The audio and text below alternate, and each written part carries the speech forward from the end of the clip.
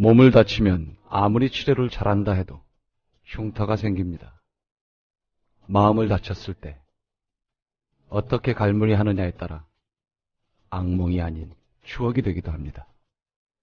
몸에 바르는 연고처럼 마음에도 3살이 돋아날 연고는 어디서 구할 수 있을까요? 전영관의 롱테이크 90분이면 거뜬하실 겁니다. 종류별로 연고를 꺼내놓고 출발합니다.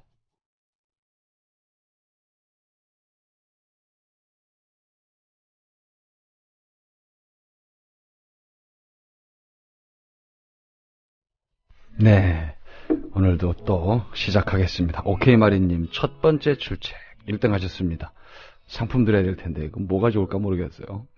JJ 김님 오셨고요. 김민경님 어서 오세요. 이렇게 환영해 주셨습니다. 관조님 성주에서 오셨고요. 와이론님, 문광님, 날토님 마음에 바르는 연고 개발되면 좋겠어요. 그러기나 말입니다.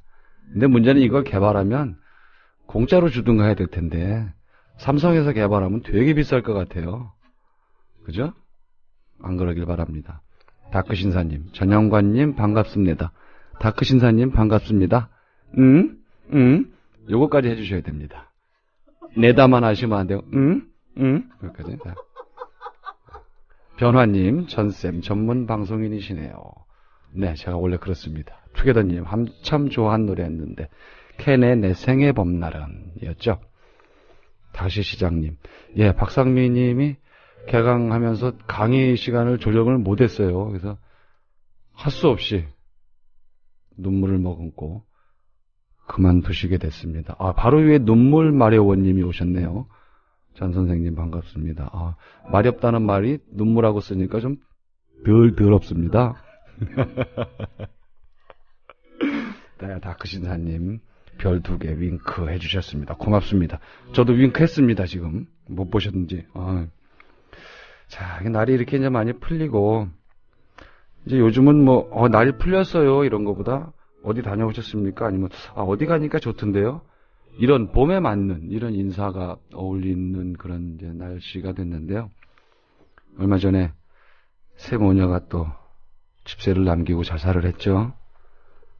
또 그저께는 4살 난 아들을 안고 투신 자살한 어머니도 있었고 우울증이다 뭐다 이렇게 얘기를 하지만 결국은 가난에서 시작된 겁니다. 청와대 계신 분이 또 그랬어요. 복지 시스템을 몰라서 연락했으면은 살았을 건데 모르는 게 아니고요. 그 자격이 안 된다고 기사가 다 떴습니다. 그것도 동사무소에서 기초수급 자격이 안 된다고. 흔히 코레일 사장도 그런 얘기를 했고 어머니의 마음 이렇게 얘기를 하는데 국민은 말이죠. 이렇게 지적질하고 회초리 드는 어머니를 원하는 게 아닙니다. 일단 아프고 힘들면 달려나와서 보듬고 내 새끼 어디 아파 이렇게 얘기하고 이렇게 연이어서 자살 소동이 벌어지고 사회가 이렇게 참혹한 일이 벌어지면 담화를 발표를 한다든지 해서 가슴 아프다 이런 일이 없도록 어떻게든 조치를 하겠다. 이게 필요한 진짜 어머니의 모습이지 우리가 바라는 어머니는 그게 아니거든요. 같은 말을 두고 요즘은 서로 이렇게 다르게 쓰고 있습니다. 생각이 달랐는데 상대는 우리를 속인 게 됐고 우린 또 바보처럼 속은 거예요. 저는 이게 우리가 춥다 요즘 정말 너무 암담하다 이게 아니라 이제 빙하 시대가 된 게 아닌가 다 얼어붙어 버린 그런 시대가 됐습니다. 그래서 저 역시도 굉장히 마음이 안 좋고 저도 어렵게 이렇게 성장기를 보냈는데 그런 사람들 생각하고 집세 명세표 중에 고양이 사료값도 있고 그랬다 그러죠. 올라오는 기사마다 정말 눈물 납니다. 어떻게 말로 다 할 수 없는 세상이 병들고 있는 건데 저 위에 있는 사람들은 뭐 하는 건지 모르겠어요. 앉아서 회의하고 한답시고 없도록 하겠다.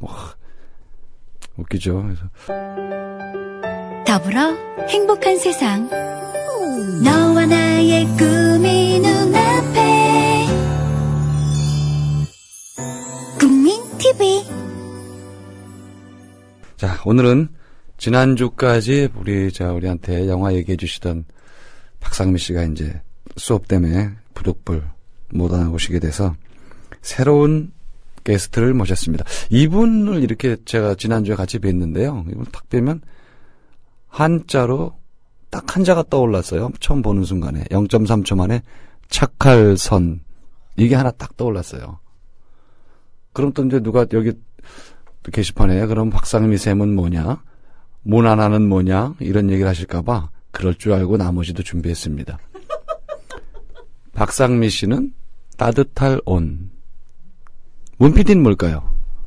문 PD. 저 벌써 삐져갖고 벌써 일어났어요. 지금 팔짱 끼고. 문 PD는 바를 정.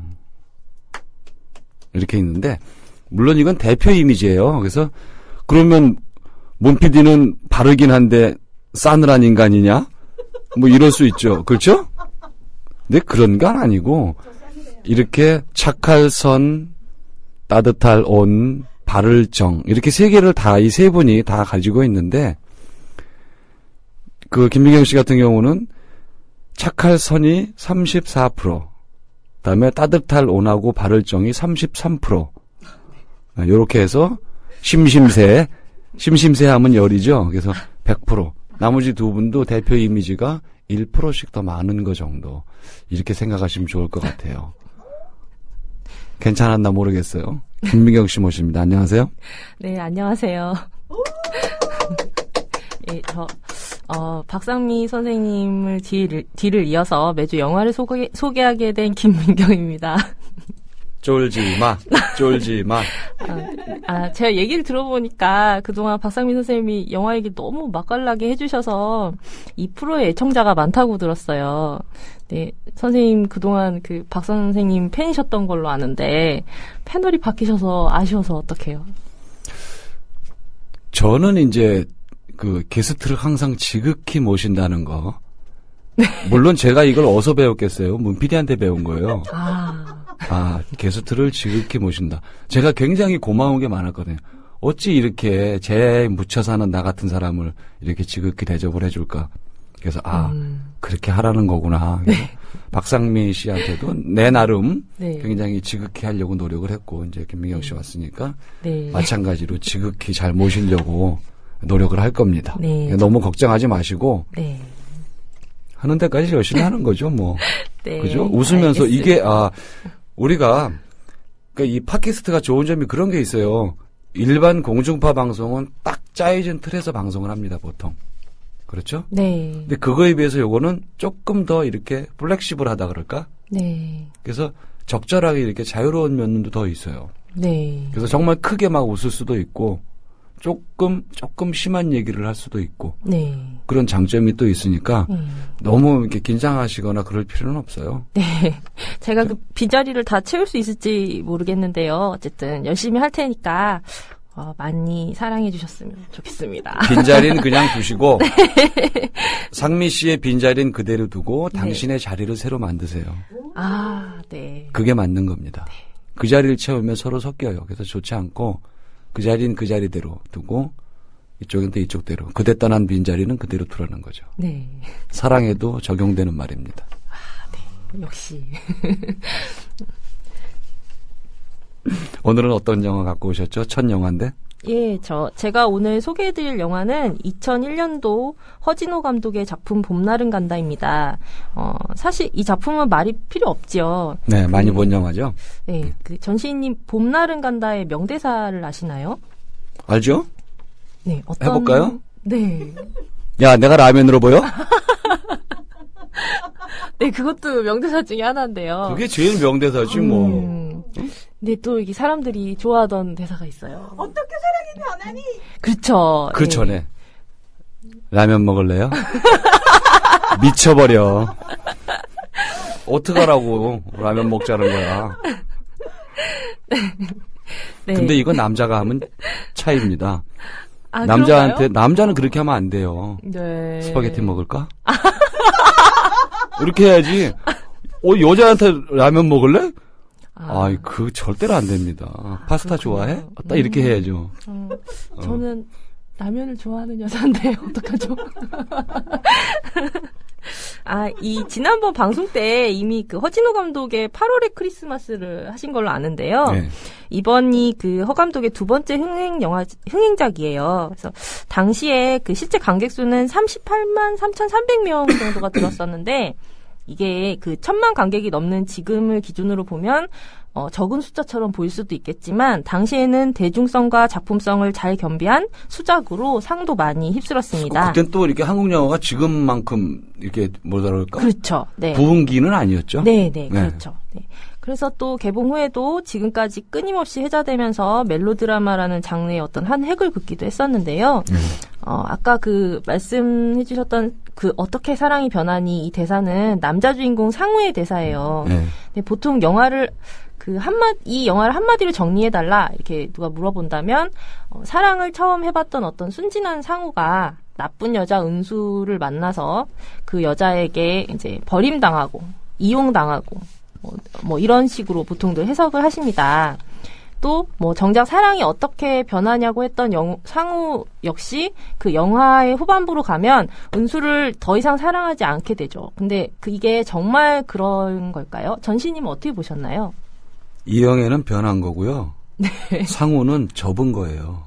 변한 게 아니라 페이지를 넘겼다는 얘기거든요. 네. 페이지 넘기면 그 페이지에 있던 글씨가 없어지거나 뭐 바뀝니까? 아니거든요. 은수는 고쳐 쓴 거고 네. 상우는 그 페이지를 넘긴 거죠. 네. 서로 그렇게 다릅니다. 변했다고 하면 안 돼요. 저도 제가 처음에는 그렇게 생각을 했었는데 이 영화가 지금 처음 나왔을 때 제가 20살 가을을 보내고 있었어요. 근데 아무래도 주인공이 상우이다 보니까 이 영화가 상우의 시선으로 흘러갔고 또 그런 해석이 어떤 지금 선생님 말씀하신 해석이 정석처럼 느껴지기도 했었어요. 제 생각엔 허진호 감독이 네. 한 두어 번 아주 심하게 당한 것 같아요. 네. 그래서 여자에 대한 개념이 8월의 크리스마스에서도 여자는 일단 감정을 배제한 파랑새 정도로 등장을 해요. 그 시문화가. 네.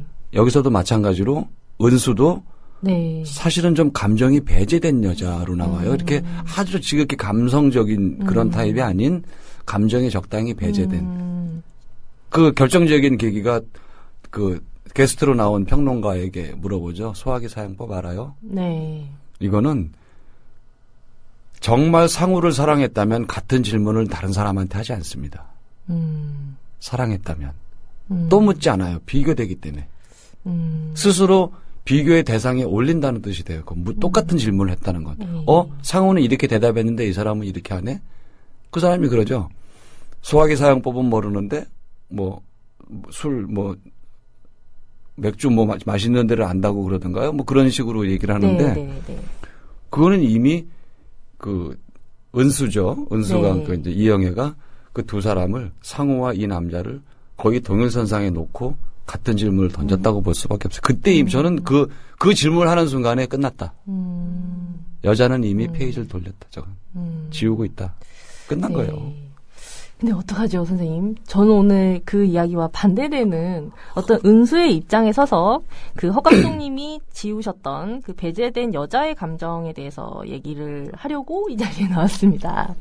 어떻게 보면은 남자친구 도망갔군요. 버렸으면 절대 그렇게 안 했을 겁니다. 네, 어떻게 보면은 이제 이 영화가 시작된 지 13년이 지난 후에야 이제는 말할 수 있다. 어떤 은수의 변명, 은수는 정말 사랑이라는 감정이 변할 수 있었던 것인지 이런 거를 되짚어보는 시간을 제가 오늘 갖고자 합니다. 사랑은 어떠세요? 변하죠. 안 변하는 게 어디 있어요, 세상에. 변해요. 네. 그럼 이제 지금부터 제가 그 얘기를 다시 들려드릴게요. 근데 그러려면은 은수가 어떤 여자인가를 뜯어봐야 하는데요. 은수랑 상우가 차를 타고 가는 밤 장면에서 은수의 목소리가 라디오 방송이 나오니까 은수가 했던 말이 있어요. 혹시 기억하시나요? 목도리로 그 빨간 목도리에 이렇게 얼굴을 감추면서 아우 쪽팔려 이렇게 얘기하죠. 그것은 이제 두 남녀가 처음 만났던 장면이고요. 이 여자가 이제 자기 목소리에 라디오 방송이 나올 때 뭐라고 하냐면 여기는 아나운서가 PD 일도 하고 그래요. 이런 식으로 이제 대사를 칩니다. 네, 그 얘기 하죠. 네, 이게 아마 문 PD님은 이 말에 공감을 하실 수 있을 것 같아요. 그러니까 은수는 강릉이라는 지방의 어느 작은 방송국 PD를 하고 있지만 실상 그녀의 정체성은 아나운서인 거예요. 아나운서는 어떤 직업일까요? 근데 그게 어디에 영화에 나와요? 그 내용이? 거기로 좌천돼서 갔다든가 그런 내용이 나오나? 일하는 장면이 나와요, 방송. 그러니까 일하는 장면은 나오는데 네. 거기에 들어간 것조차도 영광일 수도 있고 네. 이 여자가 예를 들어서 중앙의 어떤 방송국에서 글로 좌천돼서 갔거나 네. 그런 내용은 없는 것 같은데? 그런 내용은 없지만 네. 이 아나운서가 PD 일도 하고 그래요라는 대사를 칠 때 이영애의 표정이나 몸짓이나 말투를 보면 굉장히 창피해하는 그런 느낌이 좀 숨어 있습니다. 그 앞에 있는 한 단어가 사실은 암시하고 있는 거죠. 여기서는. 그렇죠. 여기서는. 여기서는이라는 말 속에 사실은 네. 제가 지금 얘기한 은큼 그렇죠. 떨었던 얘기들이 네. 사실은 다 들어있는 거죠. 네. 그래서 실제로 그녀 캐릭터를 잘 뜯어보면 어떤 우아하고 고급스러운 도시 여자를 꿈꾸는 듯한 그런 욕망을 느낄 수가 있어요. 그런데 은수는 지금 어디에 있냐면 시골 방송국에 있거든요. 그래서 아나운서가 아닌 PD에다가 그것도 이혼녀라고 이제 나중에 밝혀지죠. 그래서 마음 안에는 어떤 자기가 이루고 싶은 욕망이 가득한데 몸은 어떤 진창에 박혀있는 그런 외로운 여자입니다. 이 여자의 욕망은 온통 이 외로움을 해결하고 싶다. 이런 것들로 가득 차 있어 보이거든요. 그런데 어느 날 서울에서 잘생긴 근데 좀 순진하게 보이기도 하고 키도 크고 얼굴도 하얗고 어떤 철수 같은 이미지의 젊은 남자가 일을 하러 내려옵니다. 그건 극중의 인물 묘사가 아닌 유지태라는 사실이잖아요. 그렇죠. 예, 그렇기도 하지만 어쨌든 이 캐릭터에서는 이 남자를 대변하는 배우가 유지태이기 때문에 우리가 유지태라는 배우의 그 외면적인 모습을 통해서 이 남자의 캐릭터를 읽을 수가 있잖아요. 그래서 이제 그런 남자가 내려왔을 때, 이럴 때 여자 마음 어떨 것 같으세요? 저걸 확. 네, 저는 솔직한 심정으로 마냥 좋습니다. 그러니까요. 네. 이영애도 저걸 확. 그래서 이제 이영애는 아주 자연스러운 마음으로 그 봄비가 내린 어느 밤에 상우에게 전화를 하는 거예요. 근데 이것은 계획적인 작업 이런 게 아니에요. 그냥 마음에서 우러나오는 일종의 설레임, 뭐 봄에 대한 설레임, 또 한밤의 어떤 외로움을 털어내기 위한 너무나 필연적인 행동이 아니었을까. 전화 아니에요. 네. 그게 업무 전화였다면, 네. 업무 전화였다면 낮에 했을 것이고, 네. 작업이 아니었다면, 네. 물론 작업이란 말은 조금 이렇게 좀 의미가 강하죠. 작업이라기보단 그 남자가 생각이 난 거죠. 네. 호감도 있고 생각이 난 건데 네. 일을 하다가 비 오는 창가에 앉아서 일을 하다가 문기적거려요. 자꾸 네. 몸을 비비 꼬다가 네. 한두 번 이렇게 고개를 갸우뚱 하고 전화기를 들어요. 그러니까 그거는 뭐 작업이라긴 그렇지만 마음이 있단 얘기죠. 한마디로 네. 이 남자 뭐 할까? 네. 라면이나 먹자 그럴까? 네. 이런 거예요. 전혀 그 마음이 없었다고 볼 수 없어요. 네. 바디랭귀지가 이미 그걸 증명하고 있어요. 네. 그러면 제가 은수가 어떤 그 계획적인 마음으로 전화를 하지 않았다는 것을 증명하는 결정적인 장면을 다시 한번 네. 말씀드릴게요. 그게 어디냐면 그 라면 먹을래요? 라고 말하는 장면에서 알 수 있어요. 그러니까 우리가 이 대사가 너무 자극적이었기 때문에 사실 그 바로 뒷장면에 뭐가 있는지 잘 기억이 나지 않습니다. 뒷장면 생각나시나요? 들어가서 라면 끓이고 라면 이제 물 끓는 동안에 네. 이영애가 뭐 생라면 조금 뜯어 먹고. 네. 근데 이 장면 바로 뒷장면에 뭐가 붙냐면 상우를 현관 밖에다 세워놓고 집을 집 막 정리, 치우기 시작하는 장면이 예. 나와요. 그러니까 만약에 그녀가 정말 라면 먹고 가라 이게 어떤 계획에 의한 행동이었다면 집에 들어서는 순간 모든 것이 착착착 준비가 되어 있었어야 했던 거죠. 한마디로 그녀는 정말 배가 고파서 물어봤을 수도 있다는 겁니다. 에이, 그건 아니다. 네. 그건 진짜 아닌 것 같아요. 네, 이쯤에서는 선생님이 동의하지 않으실 거라고 생각을 했는데요. 근데 저는 오히려 반대로 상우가 은수를 흔들었다. 이렇게 생각하는 장면을 찾아냈어요. 어느 부분인지 아세요? 소주? 네, 소주 장면인데요. 이게 두 남녀가 라면물이 끓는 동안에 소파에 그것도 한밤중에 나란히 앉아 있어요. 물 끓는 시간이 뭐 3분에서 5분 정도밖에 되지 않겠지만 굉장히 긴장감이 흐르고 있잖아요. 근데 그 이야기 중에 이제 어색하니까 은수가 재미있는 이야기 좀 해보세요라고 하니까 상우가 이렇게 말을 해요. 라면에 소주 먹으면 맛있는데. 이 얘기가 뭘까요? 실제로 맛있다고 그래요. 그게.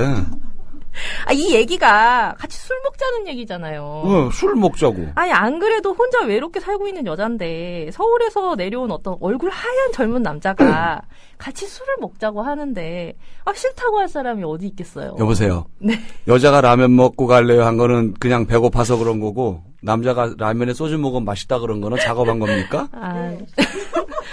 이거 분위기 왜 이래요 이거 오늘. 이거 뭐야 이거. 저에게 응원의 한 표가 생겼습니다. 이영애가 또 뭐라 그래요? 자고 갈래요? 네. 아니 강릉에서 서울이 얼마나 멀어서 자고 가라 그럽니까? 완전 멀어요. 그냥 근데, 잠만 자자고? 이 자고 갈래요라는 장면도 굉장히 중요한 게 졸려 보여서? 아니 위험하니까 이 대사에 묻힌 어떤 장면이 있어요. 이게 굉장히 중요한 장면인데 그 물을 은수가 이제 끓이다가 참지 못하고 자고 갈래요 하면서 생라면을 막 씹어 먹어요. 근데 이 장면을 보면은 은수가 성격이 너무 급한 여자여서 앞으로도 이 영화 전반에서 두 사람의 사랑의 감정, 연애의 타이밍이 상호와는 잘 맞지 않을 것이라는 것을 또 암시하고 있습니다. 근데 라면 물 끓는 동안에 라면 뜯어 먹는 건 거의 대부분의 사람들이 하는 짓일 것 같고, 네. 저도 그런 짓을 하고, 네. 성격이 급하다는 거 그 반대되는 행동이 어디 나오냐면, 네. 다음날 아침에 상우가 탁 가서 은수를 탁 이렇게 포옹을 할 때, 은수가 뭐라 그래요? 조금 더 친해지면 해요. 이렇게 얘기를 해요. 네. 뭘 하자는 얘기인지는 19금이니까 말씀 안 드리겠습니다. 네. 아니, 성질 급한 여자가 라면 물 끓는 것도 못 기다려서 생라면을 뜯어먹는 여자라 그러면, 남자랑 어차피 하룻밤 잤는데, 물론 네. 따로 잤지만, 네. 아침에 서로 아리따리 하는 이런 상태인데, 뭘 거기서 친해진 다음에 하자고 선을 그어요? 그 성격은 왜 이렇게 6시간 단위로 변하나? 아니, 그런데 이게 조금 더 설명이 필요할 수도 있을 것 같아요. 이 영화가 나온 것이 2001년도예요. 그러니까 2000년에 이 은수는 30살이 된 여자거든요. 그것도 돌아온 싱글.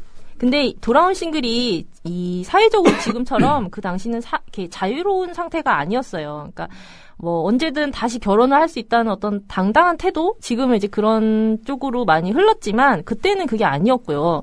그 2003년에 내 이름은 김삼순이라는 드라마가 있었는데, 이 드라마가 인기를 얻었던 이유도 30 넘은 여자가 3살이나 어린 그 연하의 남자와 사랑에 빠진다는 이 설정 때문에 결국은 그 인기가 판타지야. 있었거든요.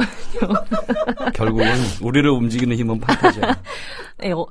어쨌든 그래서 삼순이보다 더 먼저 나왔던 이 영화가 가지고 있는 시대적 배경은 이혼녀에게는 좀 야박한 사회이고요. 좀 더 지금보다는 더 보수적인 여자가 아니었을까. 아마 40대 중반이신 청취자분들이라면 공감을 하실 수 있지 않을까 하는 생각이 듭니다. 그래도 어떻게 혼자 사는 여자가 말이죠. 라면 먹고 가요. 라면 먹을래요? 자고 갈래요? 이제 그거는 단둘이 있을 때 할 수 있는 얘기고요. 실제로 방송국 앞에서는 다른 사람들이 언니 누구야? 라고 물어볼 때는 상우를 아는 동생 이렇게 소개하고, 또 상우가 방송국에서 우리 둘 만나는 거 아는 사람 없어? 라고 물을 때도 사람들이 알면 잘리면 못 만나잖아. 연애하면 네. 잘리나요? 방송국에서? 거기가 무슨 운문사 비구니 대학도 아니고. 왜 연애하면 왜 잘리죠? 그 좀 이해가 안 되네요. 이게 그죠? 그 강릉이라는 도시의 어떤 강릉만 그 특색도 유교색이 강한가? 있을 그건 아닌 것 거라는 같은데. 생각이 들어요. 네, 지역적인. 훨씬 타이트해요. 이제 그렇죠. 그게 네. 이제 그 지역사회의 특징일 수 있어요. 옆집 숟가락 개수까지 아는 분위기. 이렇게 해서 그 아나운서가 공동의 연인일 수 있거든요. 그러니까 네. 말하자면 교탁에 꽃이 꽂혀 있는데 나도 안 뽑아가지만 네. 누군가 뽑아가면 그놈은 죽일 놈 되거든요. 네. 그래서 어쨌든 아나운서 목소리 이렇게 좋은 목소리로 지역 방송을 하고 있는 아나운서가 연애를 한다 그러면 말하자면 걸그룹 누가 결혼 발표하는 거랑 비슷한 상황이 그렇죠. 될 수는 네, 있죠. 그럴 수 있죠. 예, 근데 동생이야라고 얘기하는 건 누구든 그럴 것 같아요. 거기서 대놓고 내 남친이야 이거는 결혼하려고 날 받은 사람 아닌다면은 청첩장 찍기 전에는 여자는 절대 그렇게 얘기할 수가 없어요. 그걸 숨기고 이런 거가 아니라 지극히 그렇죠. 제가 봐서는 물 끓는 동안에 라면 뜯어먹는 거나 딱 누구랑 마주쳤을 때 그냥 무뚝 당황해서 그냥 동생이야라고 하는 건 지극히 평범한 누구나 할 수 있는 보편적인 행동이다. 그런 생각이 듭니다. 네.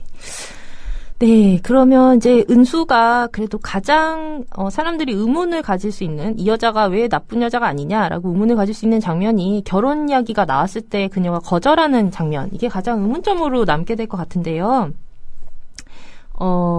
선생님은 만약에 은수가 그 상우가 뜬금없이 결혼하자는 얘기를 꺼냈을 때 은수가 어떤 생각을 하고 있었을 거라고 생각하세요? 자기가 나이 많은 이혼녀니까 네. 일단은 1번 움찔한다. 2번 이 남자의 사랑을 다시 한번 확실하게 확인해 본다. 이런 거죠. 그렇죠. 은수의 네. 패턴은 지극히 그 보편적인 흔히 하는 패턴이에요. 일단 거절해. 거부해. 남자의 반응을 한 번 더 보고 더 강하게 들어오면 한 번 더 해. 나 뭐 할 줄 몰라요. 나 뭐든 못해. 그렇게 해서 거절을 해. 그래서 끝까지 몰아붙여서 그래도 이 남자가 얘기를 하자고 들면 그땐 또 여자는 어떻게 하는지 알아요? 어떻게? 진심인지 오기로 그러는지 또 고민해. 아, 선생님 연애에 대해서 여자는 너무 그게 잘 알고 문제야. 계시는 것 같아요. 정말 남자가 아니야. 할 수 있어. 김치? 내가 담아줄게. 나 아버지랑 같이 김치 담아서 내가 잘해.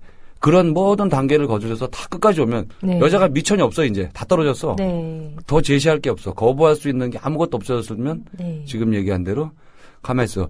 이 남자가 이거 진심이야? 아니면 오기로 한번 끝까지 가보는 거야? 이렇게까지 간다는 거죠. 네. 남자가 그 사실을 아는 순간 남자는 절망하고 실망합니다. 아, 그런가요? 예, 그 여자는 절대 사랑받지 못해요. 그렇게 하면. 그걸 아는 순간 남자는 뼛속에 새깁니다. 그걸. 너 내가 이렇게 정말 모든 걸 걸고 너한테 내가 다 얘기를 했는데 너는 하나하나 단계별로 날 시험했어? 그러고 끝에 와서는 내 진심을 오기 아닌가라고 의심했어? 그거 용서받기 힘듭니다. 그런데요, 선생님, 저는 이 여자가 남자를 시험해본다라는 말 속에, 그 말 속에 숨어있는 그 다른 의미가 어떤 것이 있을까를 좀 더 디테일하게 생각을 해봤는데요. 네. 아마 은수는 이런 생각을 하고 있었을 것 같아요. 나는 이혼녀인데 이 사실을 알고서도 그 집에서 나를 받아줄까? 그럼요. 부담되지 네. 그거. 또 네. 나는 지난번에도 사랑에 실패했고 버려졌는데 이번에도 또 그럼 어떡하지? 어떤 선택에 대한 공포감. 근데 버려졌다는 네. 거는 얘기가 없잖아요. 버려졌다는 이야기는 없지만 네. 보통 사람들이 사랑을 하고 헤어지었을 때 느끼는 상처의 감정들은 대부분 비슷한 것 같아요. 근데 어떤 훼손된 것도 없고 버려졌다면 네. 버려졌다는 심리 표현이 그 결혼 사진이나 어디에 남아 있거나 이럴 수 있는데 네, 이 온전했잖아요. 영화에 보면 그런 장면들이 아주 잠깐 나오고 있거든요. 그러니까 그 상우가 그 집에 가서 어떤 그걸 찾아보다가 옛날 사진을 발견하는데 그 우울한 표정의 그 은수의 얼굴이 이제 결혼식 날 찍힌 은수의 얼굴 사진을 찾기도 해요. 결혼식 날 왜 우울했을까? 글쎄요, 저도 그거는 정확하게 알 수는 없지만 우리가 추측을 할 수밖에 없는 상황인데, 네. 자, 이 얘기가 네. 너무 지금 열이 올라서 그러게요. 네. 잠깐 노래를 하나 들어야 되겠는데요. 알겠습니다. 더불어 행복한 세상 너와 나의 꿈이 눈앞에 국민 TV 저는 좀 반기는 편입니다. 낭만적인 이 옛 노래들이 요즘 영화에 이렇게 삽입곡으로 쓰이고 하는 거 네. 굉장히 반가운 일입니다. 네, 저도 굉장히 좋아하는 노래예요. 젊으신 분이 상당히 그 취향은 올드하세요. 이거 칭찬으로 들어야 되는 거죠? 그러면 앤틱, 네, 클래식 알겠습니다. 이렇게 제가 이제 어휘를 잘 쓸 줄 몰라서 좀 무식하다 보니까 이렇게 올드하다 이렇게 한 거지만 네. 이거를 이제 문피디님 같으면 앤티크, 네, 앤틱, 앤티크. 클래식 클래식. 이런 식으로 표현을 했을 거예요. 제가 아직도 배울 게 많아요. 자, 일단, 얘기를 다시 돌아가서, 제가 아까 말씀드렸던 게, 결혼 이야기가 나왔을 때 그녀는 왜 거절했나? 아마도 그 실패하고 버려진 것에 대한 또다시 버려질 것에 대한 공포감, 또 구속되는 것에 대한 두려웠을 것 같아요. 네, 두려움 이런 것 때문이 아니었을까 이제 얘기를 했었는데요. 근데 문제는 이 여자의 마음을 다 보듬어줄 만큼 상우가 성숙하지 않았다는 데 있었던 것 같아요. 좀 순진했죠? 네, 그래서 만약에 상우 씨 나 김치 못 딴 거라고 말을 했던 건 사실 당신과의 결혼이 성공할 수 있을지 걱정이 된다라는 뜻일 수도 있었을 텐데 만약에 상우가 그때 은수 씨 고민하는 것을 나한테 얘기를 해봐. 내가 힘닿는 데까지 도와줄게라고 했다면 상황이 또 바뀌지 않았을까. 근데 어쨌든 승우는 은수가 딱 한 번 거절하는 말을 듣고 삐뚤어지기 시작합니다. 네, 보통 그 연애를 잘하는 남자들은 알고 있는데요. 그 여자가 2번 정도 튕길 때까지는 너그럽게 봐준다. 이런 얘기 들어보신 적 있나요? 저는 끝까지 튕기게 둬요. 자기가 그러다 지치겠지 뭐. 네. 역시 연애 고수신 것 같아요. 네. 근데 이제 결국은 이 미성숙한 상우는 말귀를 이제 나중에는 제대로 못 알아먹는 지경까지 가요. 그래서 상우 씨 일이 끝나가는데 이제 뭐 할 거야? 라고 묻는 질문에 굉장히 퉁명스럽게 뭐가 끝나가는데? 이렇게 대답을 합니다. 예, 상우는 계속 분홍빛 꿈을 가지고 그렇죠. 있었으니까. 네. 그래서 이제 사실적인 질문이니까 은수가 또 물어봅니다. 아니 끝나간다고 내 말 못 들었어? 라고 다시 얘기를 하죠. 그러니까 그때 상우가 뭐라고 하죠? 그건 기억 안 나네요. 네. 그때 이제 이렇게 얘기합니다. 은수 씨, 내가 라면으로 보여? 말 조심해! 라고 큰 호통을 치죠. 그거는요. 그 자동차 타고 와서 네. 이영애를 내려주고 같이 내릴 줄 알았는데 상우가 나 볼 일 있어 어디 갔다 올게 그러니까 네. 맞습니다. 네. 라면 끓이라고 그러죠. 네, 그러니까 라면 끓이라고 하니까 라면이라 끓이라고 네, 얘기를 그러니까 하죠. 내가 좀 아까 처음에 말씀드렸듯이 이 영화의 가장 빛나는 대사. 네. 내가 라면으로 보여? 네. 근데 어따 대고 말이야. 그런데 이때의 이 말을 들었을 때 은수의 마음 어땠을 것 같은가요? 답답하기도 했겠고 또 차 안에서 약간 좀 짜증을 냈어요. 은수가 못 알아듣는 그렇죠. 거에 대해서 네. 짜증을 냈는데 이거는 못 알아듣고 알아듣고의 문제가 아니라 서로 마음의 방향이 달랐기 때문일 거예요. 절대 어느 경우도 이건 알아들을 수가 없어요. 상대는 미래를 꿈꾸고 있고 한 사람은 접으려고 하고 있는데 이 두 사람이 대화의 온도가 같을 수가 없어요. 너무나 다른 온도라는 거죠. 안 되는 거예요. 어차피 이거는. 그 사랑을 한번 경험했다고 해서 누구나 다 성숙해지는 건 아닌 것 같아요. 어차피 그 상처가 사람을 더욱 미성숙하게 만든다는 말도 공감하게 되는데요. 그 상우가 은수를 사랑하는 마음이 사실 변한 건 아니었잖아요. 오해로 인해서 어떤 화가 나서 한 말인데 은수는 이게 이제 그 상대가 먼저 마음이 변했다라고 생각을 하고 미리 배수진을 치기 시작합니다. 이제 마음을 접기 시작하는 거죠. 네. 그래서 가장 이제 그런 마음, 내가 지금 마음을 접겠다라는 표현으로 상우의 짐을 딱 하니 거실에다 싸놓고 잠을 자죠. 근데 이때 상우가 어떻게 행동했는지 기억나시나요, 선생님? 들고 나간 건 아니고 나가서 술 먹고 왔나요? 들고 나갔어요. 그냥 들고 나갔어요? 네, 그냥 들고 서울로 그냥 가버립니다. 그러니까 왜 이 여자가 이렇게 했는지에 대해서는 생각을 하지 않았어요. 그냥 본인이 아픈 게 먼저였던 거죠. 근데 남녀가 나 같아도 들고 갔을 것 같아. 네, 남녀가 뭐 하는 거야? 그냥 말로 서로 얘기를 하면 되지. 짐 싸서 꺼내놓고 들어가서 문 닫고 있으면 나 같아. 저 같으면 아마 그 뒤로 다시는 그 꼴을 안 봤을 것 같아요. 근데 한 번쯤은 내가 받아줄 수 있는 한계가 있거든요. 네. 그걸 넘어서면 저 같은 경우는 다시는 그 꼴을 안 봐요. 그게 누구든지 간에. 그거는 좀 내가 봐도 저건 좀 지나치다 영하지만 저렇게 하면 성격이 나쁜 놈은 난리가 날 수도 있겠다. 대판 싸울 수도 있겠다. 좀 그런 생각을 했어요 그때. 네.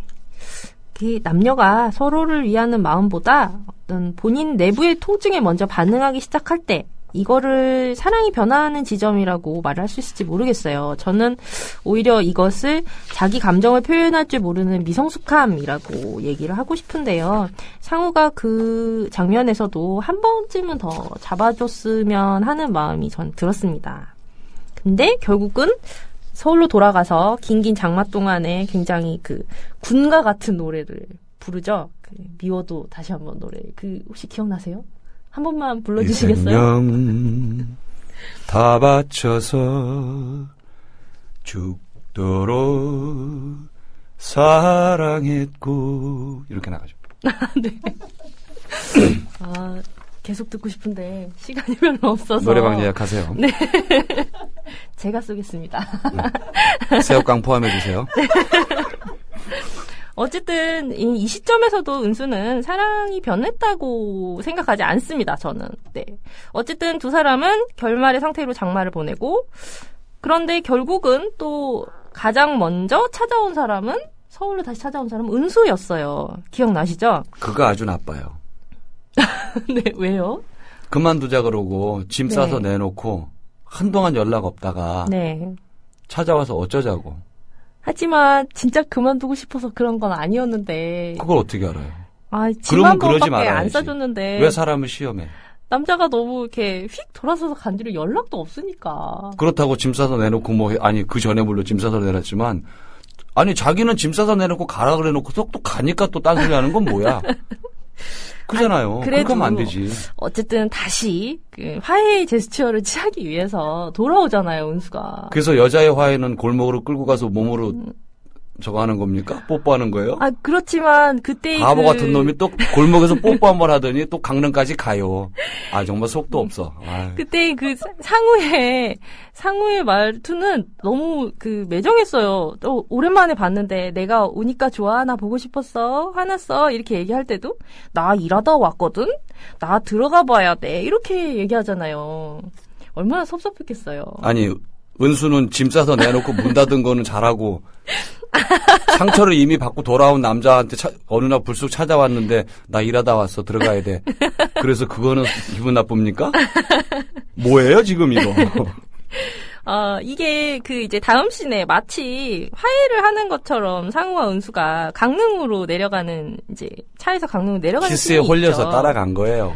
무슨 네, 화해야. 키스에 그렇죠. 홀려서 가서 하룻밤 자고 또 내보냈지. 근데 그렇지만 이게 상우의 그러니까 키스에 홀려서라든지 어쨌든 마음이 좀 풀려서 내려가는 것과는 반대로 은수는 그 장면에서 반대의 마음을 가졌던 것 같아요. 그것을 감독은 그녀가 차 안에서 그냥 자버리는 씬으로 대체하고 있거든요. 그러니까 한마디로 삐진 거죠. 그토록 그 보고 싶었던 남자가 실체가 실상은 별 볼 일 없는 속 좁은 남자였고, 다시 만나보니까 뭐 별 설레임도 예전 같지 않고 반가운 환영 인사도 없고, 그렇다 보니까 당연한 결과가 아니었을까. 저는 반대로 이영애가 자기 자신한테 좀 염증을 느꼈을 수도 있다고 봐요. 네. 좀 참아도 될걸. 어차피 내 마음에서 내놓은 남자인데 괜히 울컥하고 쫓아가서 네. 만났는데 시큰둥하니까 오기가 발동했다고 볼 수도 있어요. 네. 데리고 강릉으로 가고 싶은. 음. 그래서 골목으로 끌고 가서 기습적으로 키스를 하고 데리고 가는데 그렇게 가고 있는 자기 자신이 조금 슬펐을 수도 있어요.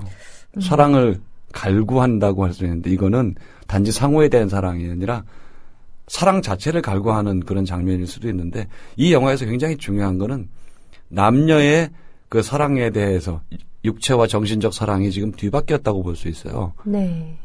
상호는 외려 영혼과 육체가 분리되지 않은 사랑을 해요. 네. 흔히 남자들이 영혼과 육체가 분리되어 있다고 많이 얘기를 하는데 그렇죠. 네. 상호는 반대로 여성적으로 영혼과 육체가 분리가 안 돼 있어요. 그래서 그 은수하고 하룻밤 자고 한 그런 것에 대해서 굉장히 그거로부터 많은 희망을 가져요. 네. 앞날에서. 근데 은수는 거꾸로 남자처럼 영혼과 육체가 분리된 사랑을 하고 있는 거예요. 네. 어찌 보면 묘미는 또 그런 데 있을 수 있죠. 바뀐. 네. 역할이 바뀐. 네, 선생님 말씀을 듣고 네. 보니까 이 작품의 어떤 묘미가, 매력이 감독이 되고. 상처가 많다니까. 틀림없어요. 한번 알아보세요. 아니 이게 작품과 그 감독 개인적인 이야기는 서로 별개의 것으로 이게 치부해야 되는 영화의 것이 특징 아닌가. 중에 하나 그런 게 있죠. 시나리오 원본이 그대로 영화화되는 경우는 없다. 엄청난 그렇죠. 수정을 네. 거친다. 그죠? 네. 시나리오는 굉장히 많이 바뀐 채로 영화화되는데 네. 그렇다 하면 감독의 사랑관이나 인생관에 따라서 이건 엄청난 변화가 있었을 거예요. 그래서 누굴 통해서라도 꼭 그걸 확인을 한번 해보세요. 네. 뭐 결국 이제 은수의 사랑은 여기서부터 이미 끝난 것 같고요. 진작에 끝났어요. 은수는 접은 지가 언젠데. 네, 그리고 이제 상우의 어떤 집착만 남게 되는데요. 영화에서는. 그리고 나서는 여자가 제일 싫어하는 제일 정 떨어지는 행동 베스트 3로 진상남에 등극하게 됩니다. 3종 세트? 네, 3종 세트. 뭐 술 마시고 찾아와서 울고 진상 떨기. 뭐 헤어진 애인 뒤를 밟고 뭐 차 긁어서 해코지하기. 근데 또 걸립니다. 너무 쪽팔리게. 그리고 애인 집 앞에서 밤새면서 스토커 짓하기. 이렇게 진상남이 되고 말죠. 네. 자, 이걸 이제 여자들은 진상 3종 세트라고 했는데 남자 입장에서 제가 얘기를 해보겠습니다. 네. 술 마시고 찾아와서 울고 진상 떨기. 그닥 진상 안 떨었어요. 절규했을 뿐이지. 뭘 때려부시거나 소리 지르거나 야 뭐 이 XX야 그런 것도 없고 자기가 정말 막 무너질 것 같으니까 은수를 붙잡았다가 다시 놔요. 다시 놓고 침대 가서 엎어져서 울죠. 이건 진상은 아니에요. 이걸 진상이라고 하면 안 됩니다. 이건 사랑에 대한 예의가 아니에요. 한때는 사랑했던 몸으로 사랑했건 마음으로 사랑했건 사랑에 대한 예의가 아니라고 생각해야 돼요. 이걸 진상이라고 봤다면 은수를 얘기하는 거예요. 네.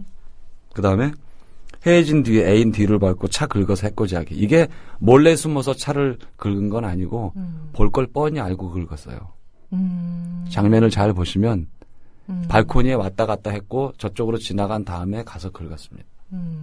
이거는 보라고 한 거일 수도 있어요. 그래서 일반 진상하고는 좀 다른 거예요. 어찌 보면 정말 사랑하는 마음이 남아있다면 내가 사랑하는 여자가 예쁜 차를 샀는데 그 차를 긁는 남자의 마음이 좋을까? 자기 가슴을 긁는 거일 수도 있어요. 네. 이거는.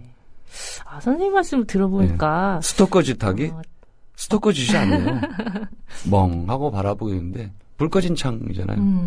지금 나는 우울해. 조영남의 불 꺼진 창에 나오는 얼마나 막막했겠어요. 그 밤에 달려와서 멍하고 처음에 둘이서 이렇게 얼라리꼴라리 하고 이렇게 갈 때 상우도 막 뛰다가 탁 돌아보면서 네. 발코니에 이제 은수가 이렇게 손을 흔들죠. 네. 그때 상우가 뭐라 그래요? 아우 쪽팔려. 이런 얘기를 또 아우 쪽팔려가 이 영화에서 2번 나오는데 네. 그 의미를 잘 따져볼 필요가 있어요. 그래서 이 진상 3종 세트는 꼭 진상 3종은 아닐 수도 있다. 네. 아, 선생님이 그렇게 설명을 해주시니까 왠지 그 상우에 대한 마음이 좀 아련해지는데요. 또 한편으로는 있을 때 잘하지 이런 말이 떠오르곤 합니다. 네. 그건 서로 있을 때 잘해야 돼요. 근데 서로 있을 때 잘 못했어. 네. 어쨌든 이제 그래서 은수는 이제 강하게 얘기를 하죠. 다음 날 술 마시고 자고 간 다음 날 우리 헤어져 당황하게 얘기합니다. 그러니까 이제 이 남자가 얘기하죠. 내가 잘할게. 또 한 번 더 단호하게 얘기합니다. 헤어져. 그러니까 이제 상우가 하는 3마디의 대사가 있어요. 어떤 대사인지 기억나시나요? 굉장히 분노한 상태라서 기억할 수가 없네요. 네. 감정이입하고 분노해 있는 상태라서 제가 그때. 너 나 사랑하니? 어떻게 사랑이 변하니? 아, 사랑이 변하니까 네. 거기서 나오나요? 그렇죠. 그렇게 얘기를 하는데도 은수는 침묵합니다. 그러자 마지막으로 헤어지자라고 상우가 얘기를 하죠. 그런데 이 장면에서도 재밌는 거는 헤어지자고 먼저 말한 건 은수인데 먼저 돌아서서 가는 것도 상우예요. 은수는 이 모습을 지켜만 보다가 한숨을 푹 쉬면서 장면이 이제 마무리됩니다. 사실 이때까지도 은수는 어떤 상우에 대한 사랑이 완전히 변한 것은 아니었다고 생각이 들어요. 그가 한 번 더 나를 매정한 척하는 나를 돌아봐 주기를 바랬던 것은 아닐까. 야, 여자는 바라기만 하지? 자기는 오만 못된 짓 다 했으면서. 네. 그죠? 네. 남자는 부처님이 해야 되고 여자는 오만 짓을 다 해도 되는 건 아니잖아요. 서로 예의, 배려. 네. 그런 것이 중요한데. 어떤 네, 뭐 여자니까 비겁할 때 자기가 몰리면 꼭 여자니까 하고 숨어. 여자라는 명제 뒤로 숨는 거 나는 그건 옳지 않다고 봐요. 남녀의 문제가 아니고 이거는 저는 이 영화도 남녀의 문제는 내려놔요. 네. 남녀의 문제, 너가 남자고 네가 여자고의 문제가 아니라 사랑한다면 남자건 여자건 상대한테 그렇게 할 수 있느냐의 문제로 보는 거죠. 그러면 안 된다라고 보는 거고. 남자의 편을 드는 게 아니라 사랑하는 사람한테 그렇게 하면 안 된다. 네. 이별하더라도 최소한 이별에 대한 예의를 갖춰라. 이별이라는 기술이 사랑하는 기술보다 더 중요하다. 처음에 제가 그 얘기했잖아요.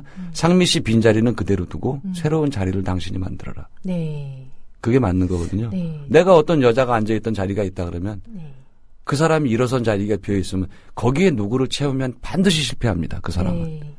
그 자리는 그대로 두고 네. 빈자리 폐허가 되고 거기에서 엉망진창으로 되더라도 네. 그 자리는 그대로 보존하는 게 맞아요. 그게 지나간 사랑에 대한 예의이기도 하고 네.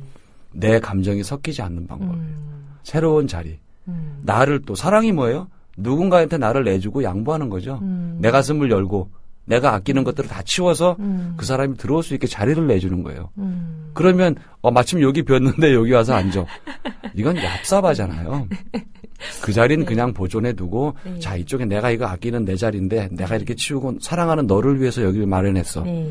여기 와서 앉으련 라고 해야 된다는 거죠. 네. 저도 선생님 말씀에 어느 정도 공감을 하는데요. 아마도 이 비극이 시작되는 것은 그 타이밍의 아이러니가 아닐까. 남녀의 문제라기보다 그런 생각이 듭니다. 그럴 수도 있겠네요. 네. 이제 남은 건 결국 상우인데요. 상우는 긴긴 가을과 겨울 동안에 이별의 아픔을 겪습니다. 그런데 이것은 사랑이 변하는 모습은 아닌 것 같아요. 정확하게 말하면 본인 자신의 내면의 고통, 그 통증을 이겨내지 못하니까 그 고통에서 벗어나기 위해서 은수를 더 사랑하지 않는 척, 이제 자기 자신을 속이는 어떤 행위가 아니었을까라고 생각이 듭니다. 그렇게라도 해야죠. 사랑에 네. 낡아가고 있는데. 네, 그리고 이 영화의 서브플롯으로 큰 비중을 차지하는 그 할머니 이야기가 있어요. 젊었을 때 바람을 피워서 떠난 남편을 그리워하면서 날마다 수색 기차역에서 떠나간 남편을 기다리는데요. 상우는 이 할머니를 자신과 동일시하고 버려진 할머니를 보면서 또 자기를 불쌍하게 여기거든요. 근데 할머니는 상우와는 조금 다른 선택을 한다고 느꼈어요. 그러니까 가을비가 내리고 눈이 내리고 다시 봄이 왔을 때 할머니가 막 울고 있는 상우한테 말씀은 또 이렇게 하세요. 힘들지. 버스하고 여자는 떠나면 잡는 게 아니란다.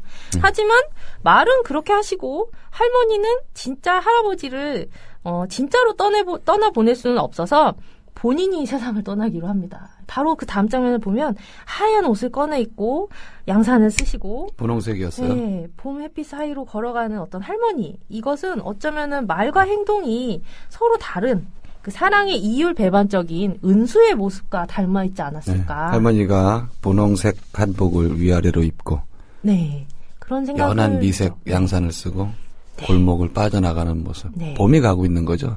네. 빠빠빠빠 하면서 촤 그 장면이 이렇게 나와요. 네, 네.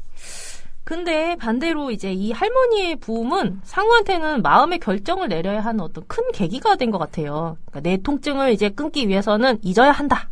평생 할머니처럼 살 수는 없다. 그러면 버스는 지나갔고 네. 신장로엔 먼지만 날리는데 네, 손을 흔든들 무엇하리. 네. 그죠? 그렇죠. 네, 지나가면 땡이에요. 네. 소용없습니다. 그래서 이제 뒷부분은 결국 은수가 돌아온다고 해도 상우는 받아주지 않는 것으로 끝이 나는데요. 그 허진호 감독은 그 봄날은 간다에서 사랑을 처음 하고 이별하는 사랑을 상실하는 사람인 이 상우의 시선과 논리로 영화를 이끌어가고 있어요. 이게 어떤 계산된 감독만의 방식이고요. 그래서 관객들이 영화에 더 감정이입이 되었고 우리가 지난날 했던 어리석은 행동에 대해서 다시금 반성하는 계기가 됩니다. 지금까지 저는 감독이 의도적으로 숨겨놓은 어떤 반대편, 그러니까 조금은 억지스러워 오셨을지도 모르겠지만 은수의 편에 서서 은수가 말로 다 하지 못했던 장면 속의 숨은 말들을 대변해봤는데요. 어떠세요? 제가 제시한 증거들이 아주 터무니없기만 하지는 않지 않았을까? 냉정히 말하면 그 남녀의 문제를 내려놓고 사랑을 봤어야 되는데 네. 여성의 시각으로 사랑을 봤다는 생각이 들고요. 아, 네. 예. 사랑은 남녀만의 것이 아니고 네. 우리는 지금 사랑 그러면 바로 연애를 떠올리지만 네. 그것이 다는 아니거든요. 네. 그러면 사랑이라는 감정을 우리가 서로 감정을 가지고 오가는 거예요. 네. 그러면 남녀를 조금 내려놔요. 남녀를 떠올리면 서로 핑계거리가 많아져요. 넌 남자니까, 넌 여자니까. 사랑은 핑계되지 않거든요. 그렇죠. 예, 그런 것조차도 다 내려놔야 돼요. 네. 그래서 아까 말씀드린 제 생각에는 예의, 이별에 대한 예의가 좀 부족했다. 이별에 대한 네. 예의. 네. 과거에 대해서 너무 오만했다. 네. 과거에 대한 오만의 아주 대표적인 남자들의 사례는 그런 얘기합니다. 남자는 군대 갔다 와야 돼. 네. 이 남자들 대부분 군대에 있을 때는 구보하면서 아들 낳지 말게 자네 말이 맞지 이러면서 구보한 사람들이에요. 그 있어요. 우리 구호가 아들 낳지 말게 자네 말이 맞지 그러면서 10km 구보를 합니다. 날마다. 미쳐요 아주 막 입에서 거품이 나오고 막 두드려 맞고 그런 사람들 나와서 뭐라 그러냐. 야 저씨가 남자는 군대 갔다 와야지. 또 이런 말 하는 사람들 중에 보면 PX 방위가 많습니다. 네. 과거에 대한 오만인데 네, 그러지 않았으면 좋겠다. 이건 일상생활에도 마찬가지입니다. 우리가 지나간 것에 대해서 당시에는 고통스러웠는데 굉장히 오만해진다는 거죠. 그게 제일 크고 가장 이 영화의 발단이 됐던 라면 먹을래요? 네. 이거는 저는 그렇게 봐요. 우리가 친절에 익숙하지 않았기 때문에 그렇다. 친절해. 지금까지는 저도 이렇게 자꾸 딴지도 걸고 네. 다른 소리 민경 씨한테 다른 소리를 했지만 네. 실제 핵심은 우리는 친절에 익숙하지 않다. 바꿔 말하면 남한테 그렇게 친절하게 해주지도 못해왔고 그런 친절을 친절로 받지도 못했다는 문제가 있는 거예요. 네. 친절에 익숙하면 호의를 호의로 그냥 봅니다. 근데 그렇지 않으니까 흔히들 그러죠. 남자들은 뭐 내가 한 번만 웃어주면 내가 저를 좋아하는지 알아. 그렇게 얘기하죠. 네. 남자도 그런 얘기합니다. 네. 남자도 여자들을 놓고. 네. 남자들도 똑같아요. 미안하지만. 그래서 걔는 뭐 내가 한번 찡긋했더니 막 좋아 죽더라. 그 다음에 뭐라 그래요? 푼수. 이렇게 얘기를 해요. 여자들 그거 모를 거예요. 남자들 다 합니다. 그렇게. 예. 여자들도 그런 말 하는 여자들이 나름 그래도 외모가 좀 된다는 여자들이 그런 말을 해요. 여기 두 분도 자주 그랬을 것 같아요. 그럼 외모가 별게 아니군요. 문 PD님. 네. 요거를 외통수라 그러지. 둘 다 거부 못하는 거. 네. 꼼짝 못하게. 아무튼 그런데 네. 마찬가지예요. 서로가. 그래서 사실은 친절에 너무 낯설어하고 당황하지 않았나 우리가. 네. 그것으로부터 단순히 친절로만 봤으면 아무것도 아닐 수 있었는데 예를 들어서 아침에 자고 갈래를 했을 때 따로 잤어요. 분명히. 네. 그랬죠. 예. 네. 그거를 그러면 뭐라 그럴까요? 그야말로 자고 갈래요라로 받아들인 것도 있고 또 남자가 조금 순진해서 그랬을 수도 있어요. 우물떡주물떡 확 달겨들지 못하고 자고 갈래요 했을 때 그냥 바로 달겨들었어야 되는데 그렇게 못한 것도 물론 있는데 아침에 일어나서 쿨하게 탁 정리하고 나왔으면 이건 영어가 안 됐겠죠. 네. 결국은 처음에 발단이 됐던 네. 그게 민경 씨 말대로 정말 단지 배가 고파서 라면 먹자고 했다면 네. 그리고 정말 서울이 멀어서 자고 가라고 했다면 네. 우리는 친절에 익숙치 못하다. 그게 이 두 남녀의 가슴에 못질을 한 것이 아닐까. 네. 그런 생각이 듭니다. 게시판을 잠깐 보게 됐는데요. 상미 씨 오셨어요? 상미 씨 오셨어요? 네. 네. 박상민님 오셨습니다. 문 PD님, 전시인님 저도 듣고 있어요. 보고 싶습니다. 앙대요. 저는 이 바보님이 써주신 걸 보니까 영화는 봤는데 라면하고 소주밖에 기억이 안 납니다. 라고 써주셨네요. 네, 라면하고 소주. 제가 술은 못합니다만. 네. 근데 이 말이 별거 아닌 것처럼 느껴지실지 모르겠지만 저는 되게 크게 다가오는 게 이 두 사람이 했던 사랑이 라면과 소주 같은 사랑이었잖아요.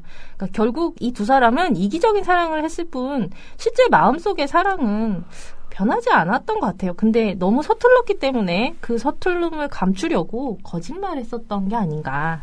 결국 네. 사랑은 변하지 않는다는 생각이 들었고요. 인생은 끝까지 서툴죠. 그렇죠. 죽을 때까지 서툴어요. 죽음도 한 번밖에 못 해보기 때문에 네. 인생은 끝나는 순간까지도 서툴 수밖에 없습니다. 네. 죽는 순간 무슨 말 한 달에 한 번씩 죽는다면 죽을 때 굉장히 멋진 멘트를 할 거예요. 네.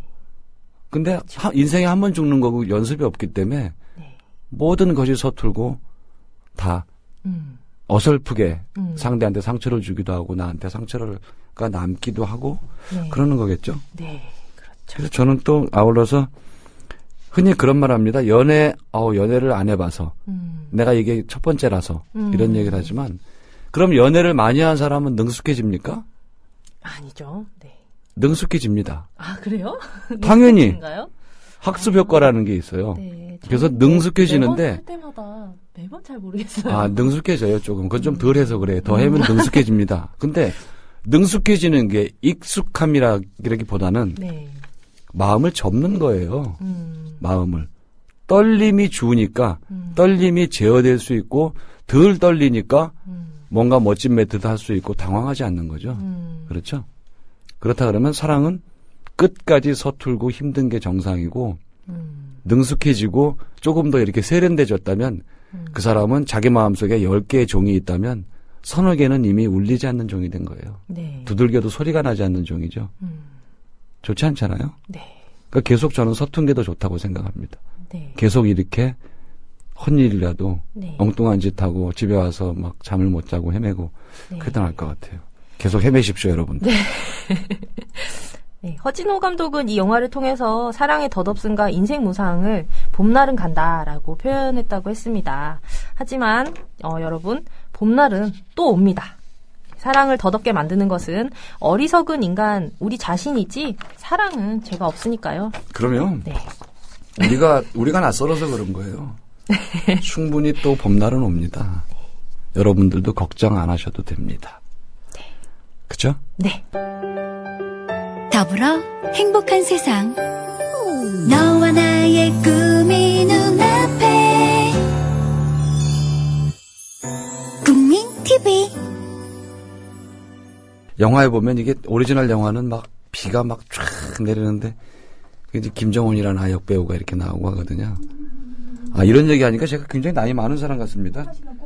네, 꼬마 신랑이 나왔던. 아, 문 PD가 더 잘하네요. 저는 잘 모르는데. 자, 이렇게 봄날은 간다 얘기를 했고요. 아까 통증하고 두 개를 한다고 말씀을 드렸었는데. 네.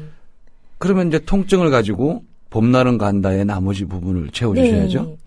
이 영화 통증은 이제 영화를 간단하게 설명하자면 2011년에 나온 영화고요. 강풀 작가가 원작이었는데 웹툰보다 영화가 먼저 나오게 되었습니다. 네. 그리고 각경택 감독님이 이제 작품을 만드셨고요. 추석에 개봉을 했는데 제가 생각하기에는 실제 영화의 작품성보다는 좀 더 저평가되지 않았나 하는 면이 있어서 한 번 더 여러분한테 소개를 해드리고 가지고 나왔어요.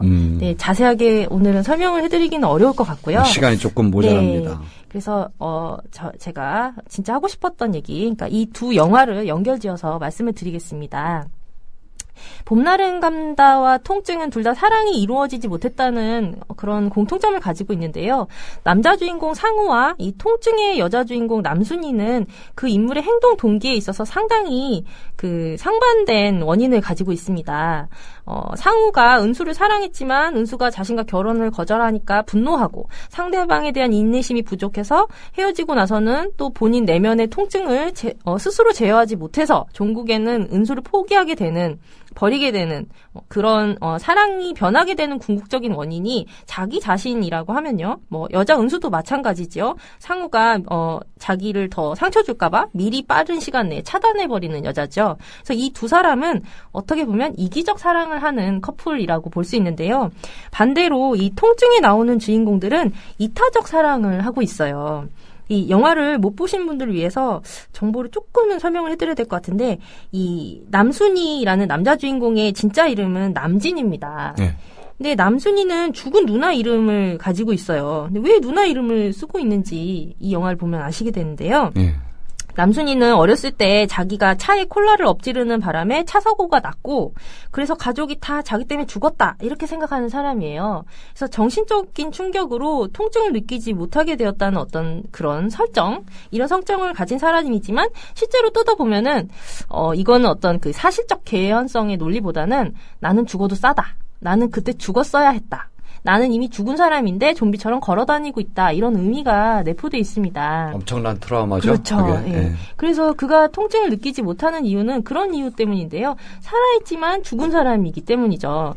그런 면에서 이 느끼지 못한다는 남순이의 말은 어쩌면은 사실적으로는 거짓말일 수도 있다는 생각을 저는 계속하면서 영화를 봤어요. 아픈데 아프지 않는다고 말을 하면서 일부러 자기 자신을 학대하면서 살아야지만 내가 아직까지 살아있다는 것을 겨우 용납할 수 있는 남자. 누구보다 고통을 잘하는 남자가 아니었을까 이렇게 너무 생각을 슬프네요. 해요. 그렇게 생각하니까 네. 또. 그런데 이제 이 남순이라는 친구가 그 커플인 상대 여자 동현이를 만나면서 사랑을 하게 되죠. 사랑을 함으로써 이 남순이는 어떤 삶의 고통, 살아가야 하는 고통, 상대방의 아픔을 공감할 수 있는 고통, 이런 통증에 대해서 다시 느낄 수 있게 됩니다. 이 남순이 캐릭터가 상우보다 애정이 더 가는 부분은 바로 이 부분인데요. 사랑하는 여자를 받아들이기 위해서 외부의 물리적 고통이 아닌 그 내면의 고통을 스스로 받아들인다는 점이 상우와는 굉장히 상반된 점이 아닐까. 그죠. 몸의 이렇게 통증은 생각했어요. 없는데 네. 마음의 통증. 네. 그 정여원이 기도하는 걸 이렇게 보면서 네. 이상하게 걔만 보면은 이렇게 가슴이 찢어지는 것 같다고 하느님 뭐 자기가 다신 죽겠다고 했던가요? 네. 네, 뭐 그런 거 나오는데. 네, 그렇죠. 너무 동현이가 아픈 모습을 보면 자기가 너무 고통스러워서 차라리 자기가 죽는 게 더 나을 것 같다고 얘기를 하죠. 그래서 뭐 이 영화도 마찬가지로 멜로 영화의 이 그 구성을 그대로 따르고 있기 때문에 뒷부분은 통속적으로 흘러갑니다. 그러한 이유로 두 사람이 또 이 상우와 은수처럼 헤어지게 되는 어떤 계기가 마련이 되는데요. 바로 이제 동현이가 그 혈우병 증세가 악화되어서 쓰던 주사약이 이제 더 사용할 수 없게 되고 결국에는 이제 동현이도 그 병원비만 탕진하다가 죽게 될 것. 이런 것을 암시하게 됩니다. 그리고 동현이의 어떤 과거를 보면 어머니 아버지도 그런 식으로 병원에서 병원비를 탕진하다가 돌아가신 것으로 나와 있는데요. 근데 이 동현이라는 여자도 은수라는 여자와는 좀 달라요. 다른데 이별할 때의 그 말의 대사를 보면 굉장히 다른데요. 뭐라고 했는지 기억나시나요? 선생님? 그건 조금 제가 병원에서 이제 동현이가 생각했을 때 자기가 더 살 수 없다고 생각을 하니까 우리 둘이 아무래도 서로 너무 힘들게 하는 것 같아 라고 얘기를 해요. 네, 힘들게 하는 것 네. 같다. 예, 그거는 기억나네요. 네, 그러니까 남순이가 나 힘 하나도 안 들어 라고 얘기를 하죠. 그 특유의 혀 짧은 소리로. 네. 네. 아, 거기서 나 혀 안 짧아도 나오죠? 아니, 그렇죠. 얼마나 이제 기절하는 줄 알았어요. 그 배우님 대사 얼마나 듣고 얼마나 깜깜하셨으면. 웃었던지. 슬픈 영화에서 나 한참 웃었어요. 그래서 나 혀 안 짧어. 그래가지고. 네, 그 정여원 배우도 나 말라깽이라서 싫어? 라고. 네. 아, 네. 죄송합니다. 중요한 대목인데 이 동현이가 뭐라고 하냐면요. 솔직히 나 오래 살고 싶어. 그래서 나 조금 더 건강하고 여유 있는 사람, 돈 있는 사람 만나고 싶고, 그러니까 이제 잠시 동안 홍대에서 일하는 친구한테 있다가 호주 사는 큰아빠한테 갈래? 이렇게 아주 명확하게 대답을 합니다. 띄어내려고 그냥 그렇죠. 거짓말한 거죠. 네. 그래도 네. 이제 남순이가 안 된다고 얘기를 하니까 마지막에는 나 좀 편하게 해줘 라고 얘기하면서 못을 박지요. 근데 이 남순이가 헤어지기 위해서 동현이한테 하는 대사는 어떻게 보면은 그 자기 자신만 위하는 대답인 것처럼 사실적인 문장만 봤을 때는 그렇지만 영화를 보는 사람은 누구나 그게 거짓말이고 남순이한테 뭐 큰아버지가 더 있을 턱이 없고요. 동현이한테는 큰아버지가 있을 턱이 없고 오히려 남순이가 자기 때문에 더 불행해지지 않기를 바라는 마음에서 자기 자신을 버리는 행위임을 알 수가 있습니다. 뭐 어차피 남순이도 동현이를 돌봐주지 않으면 동현이는 언젠가는 죽게 되겠죠. 네, 서로 어떻게 할 수 없는 네. 그러니까 무통증 환자와 네. 혈우병 환자, 네. 무통증인 남자와 네. 혈우병에 걸린 여자의 이야기. 서로 그럼에도 불구하고 네. 서로를 배려하고 서로를 위해서 기꺼이 전부를 포기하려고 하는 네. 그 사람들. 끝내는 남자가 죽죠. 네. 그래서 은수의 약값이나 이런 것 때문에 네. 물론 무조건 약을 준비해달라고 해놓고서는 재개발지구에 가서 음. 이제 뭐라 그럴까 여론몰이용 희생양이 되는 거죠. 그래서 이제 네. 추락사하고 이렇게 네. 처절하게 끝이 나는 은수도 네. 또 그 장면을 보고 달려가다가 못을 밟아서 네. 발에 피가 나기 시작하는 혈우병 환자인데. 네. 근데 네. 지금 말씀하신 그 용역의 부분들이 이 이야기의 보조 기능을 하고 있는 부분인데요. 이게 재개발 때문에 그 코너에 몰린 상가 사람들이랑 용역이 대치를 하는 부분이에요. 근데 이거를 저는 이렇게 볼 수 있는 것 같더라고요. 그러니까 고통받는 사람과 고통을 주는 사람의 대치라고 할까요?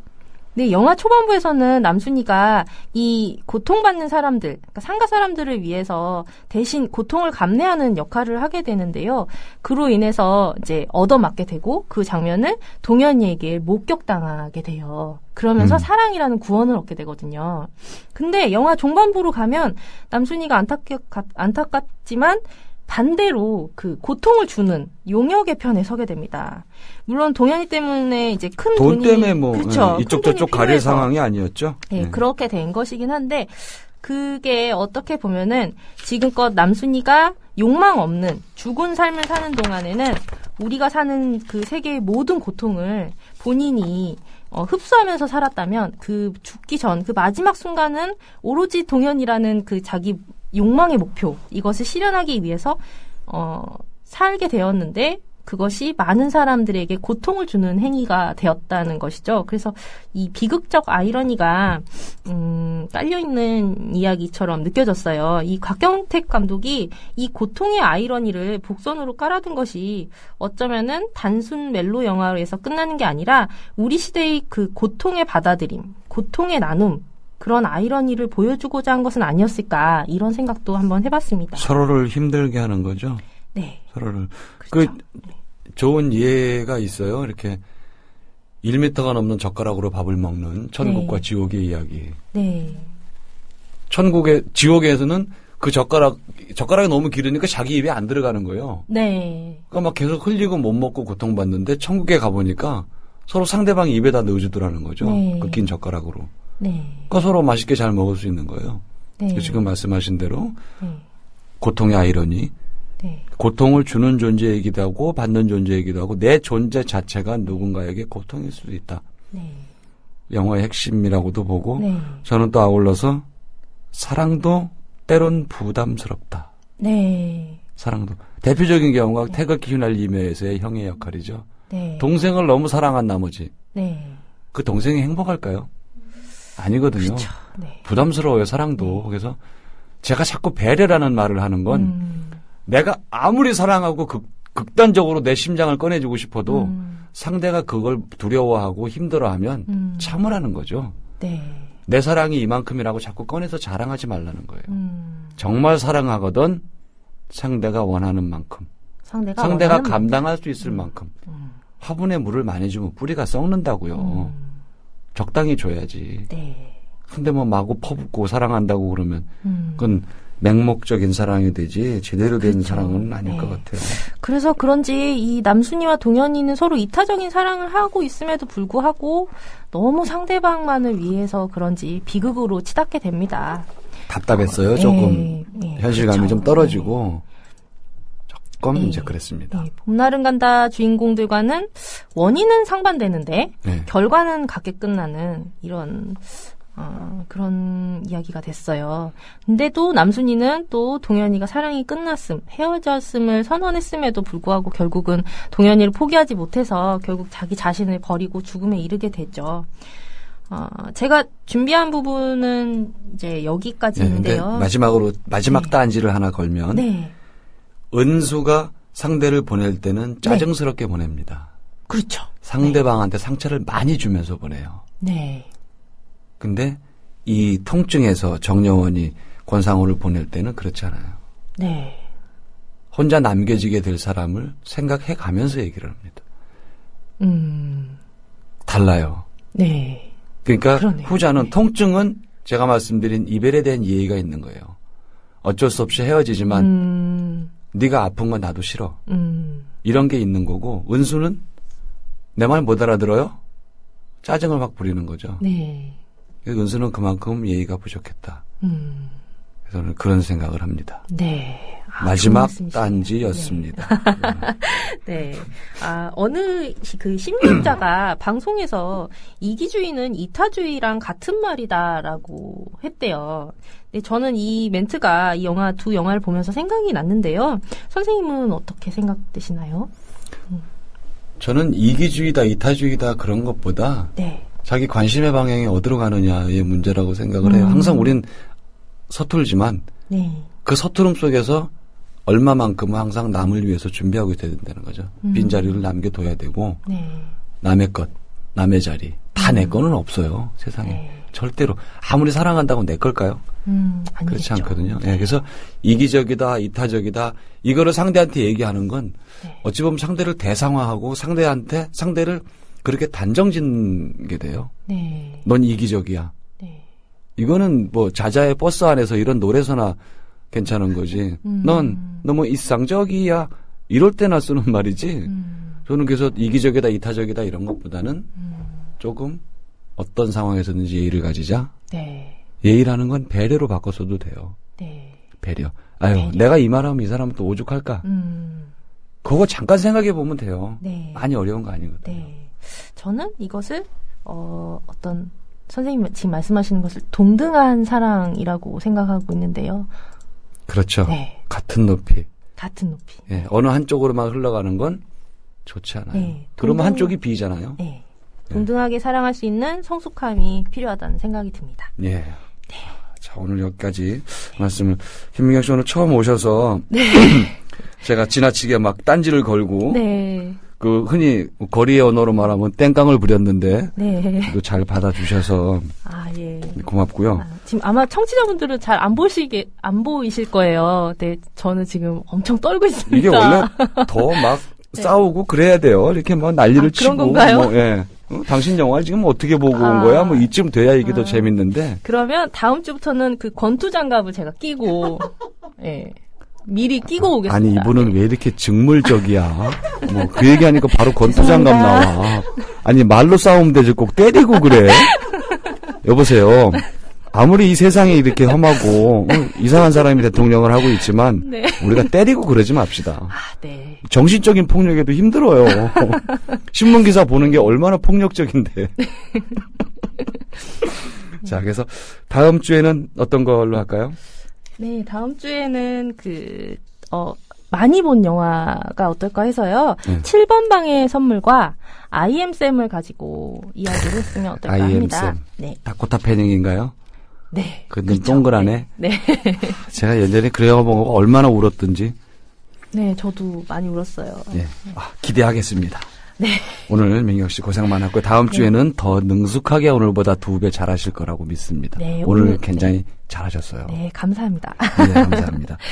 자, 오늘 이렇게 김민경님을 모시고 우리가 이렇게 사랑에 대한 이야기, 이타적, 이기적 사랑 이런 이야기들을 나눠봤습니다. 이별에 대한 예의는 뭘까요? 또 뭐 상처에 대한 배려, 과거에 대한 오만. 제가 이런 좀 관념적인 얘기들을 해봤는데요. 여러분들도 한번 다시 생각해 보시면 좋겠습니다. 그래서 오늘은 여기까지 마치고요. 여러분들께 제가 누추 하나만 봄을 선물해 드리고 그리고 저도 물러가려고 합니다. 다음 주에 다시 오겠습니다.